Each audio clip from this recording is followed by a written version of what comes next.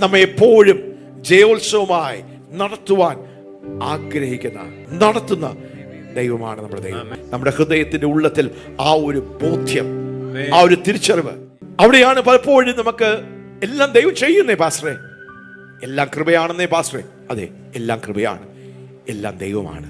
പക്ഷെ ഇതൊന്നും യാദൃശികമായി നടക്കുകയില്ല. ഈ ദൈവവചന പഠനത്തിലൂടെയും ധ്യാനത്തിലൂടെയും ഉപദേശങ്ങളിലൂടെയും നമ്മുടെ ഹൃദയത്തിന്റെ ഉള്ളത്തിലേക്ക് നാം പഠിപ്പിക്കപ്പെട്ട് ദൈവത്തിന്റെ വഴികൾ പഠിപ്പിക്കപ്പെടുകയാണ്. യോഹന്നാൻ സ്നാപകന്റെ സമയം മുതൽ ദൈവരാജ്യം ബലാത്കാരം ചെയ്യപ്പെടുകയാണ്. പൈശാചിക പ്രഭുക്കൾ, വാഴ്ചകൾ അവർ ദൈവരാജ്യത്തിൽ കൊള്ളയിട്ടുകൊണ്ടേയിരിക്കുക.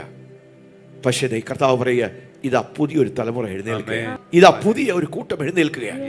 എന്റെ ആത്മാവ് അവരുടെ ഉള്ളിൽ വസിക്കുന്ന, ഞാൻ അവരുടെ ഉള്ളിൽ വസിച്ച് ഹല്ലേലൂയ ഒരു പുതിയ തലമുറ എഴുന്നേൽക്കുകയാണ്.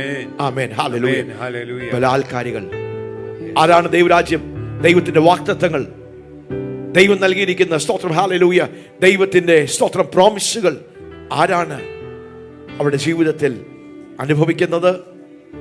ബലാത്കാരികൾ ദൈവരാജ്യത്തെ അവകാശമാക്കും.